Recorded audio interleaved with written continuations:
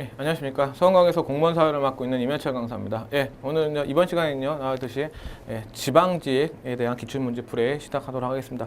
또 한 번 말씀드립니다. 네, 문제는 답을 맞추는 게 중요한 게 아니고요. 해설을 통해서 반드시 그 부분에 대한 내용들을 다시 한번 정리해 두시는 그런 계기로 삼으시기 바랍니다. 자, 그럼 보시죠.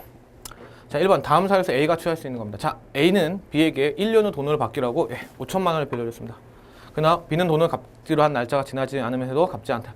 이에 화가 난 A는 빌려간 돈 전액을 갚고 제출했으나 B는 차일피일 미루고만 있다 라고 했습니다. 자, 이런 상황에서 어떻게 되니까 저 같으면 무조건 소송 겁니다. 그러나 소액사건 심판을 통해 해결할 수 있다고도 합니다. 그런데 이 경우는 해당이 안 되죠. 왜요?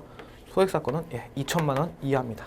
때문에 이 경우에는 취할 수 있는 해결 방안이 아닙니다. 그래서 정답이 1번이에요. 그때 여러분 나머지 내용을 알아두시면 되죠. 저 같은 아까 뭐라고 했죠? 바로 민사소송에 해버립니다. 민사소송 조정하면 되고요. 두 번째, 내용 증명 우편입니다. 자, 내용 증명은요, 보낼 때 그것이 만약에 내용 증명을 받고도 너가 움직이지 않으면 나는 법적인 조치를 취하겠다는 하나의 액션을 보여주는 거예요. 그러니까 내용 증명을 우편을 발송하는 것도 좋은 방법이 되고요. 그 다음에 민사소송을 제기하기 전에 반드시 가압류를 먼저 신청합니다. 이게 시험 문제 정말 많이 나옵니다. 그 이유는 뭐냐면요, 제가 민사소송을 걸어서 이겼어요. 그래서 판결을 해서 야, 너 A에게 5천만 원 갚아라고 했는데요. B가 돈이 없어요. 그럼 어떻게 해요? 재산을 다른 돈으로 다 빼돌려놨습니다. 그럴 경우에는 민사소송에 이겨도 받을 방법이 없습니다. 그렇기 때문에 민사소송을 제기하기 전에 반드시 가압류를 신청해야 되는 거 기억해 두시면 됩니다. 따라서 옳지 않은 방법은 1번이 될 겁니다. 자, 2번 보시면요.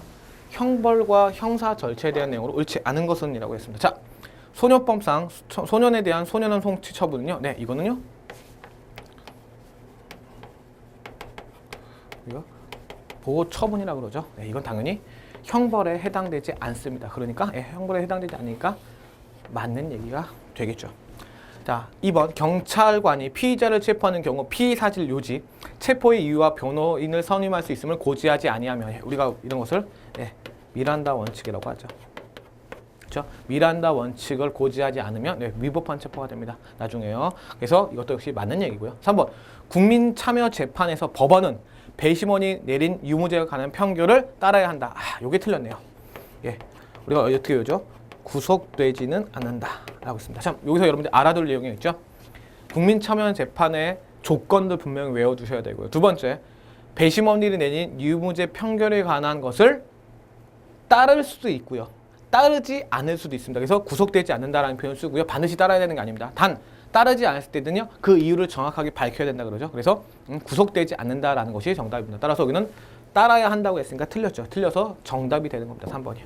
자, 성폭력 범죄에게는 법원의 판결로 형벌의 부과와 함께 위치 추적 전자장치, 전자발찌를 부착하게 할 수 있다. 여러분들 뭐 유명한 연예인 한 명 아시죠?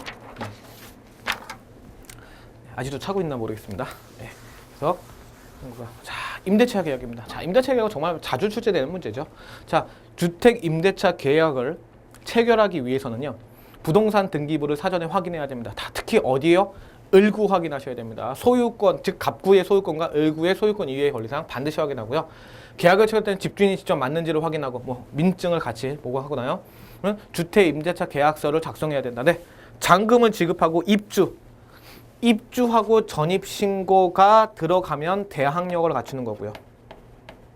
거기다가 플러스 확정일자까지 받으면 제가 말했죠. 우선 변제권을 받을 수 있습니다. 단 우선 변제권도 을구에 기재된 날짜 순서대로 받는 겁니다. 그렇기 때문에 그 순서를 잘 확인하셔서 전체 비용과 내가 임대차 계약을 맺을 때 그 가격을 정확하게 살펴봐야 되는, 그것 때문에 우리 등기부 등본 확인해 보는 거라고 했어요. 자, 1번 등기부 등본은요, 그냥 확인하면 됩니다. 인터넷에서요. 그래서 지나가다가 저 건물이 되게 이뻐 보여요. 그럼 어떻게 하면 돼요? 그냥 주소 치웠고요. 등기부 등본 떼보면 누구나 다 할 수 있습니다. 누구나 확인할 수 있습니다. 따라서 1번은 정답이 되지 않습니다. 자, 2번 니은은요, 주택 임대차 계약서는요, 반드시 부동산 중개업자 아닙니다. 그냥 개인끼리 만나서 써도 돼요. 3번 디귿, 입주를 하지 않더라도 보증금 우선. 여러분들 입주, 전입신고, 확정일자 이 세 개를 다 해야지만 우선 변제권인데 입주를 하지 않으면 당연히 우선 변제권이 없죠. 그래서 말도 안 됩니다.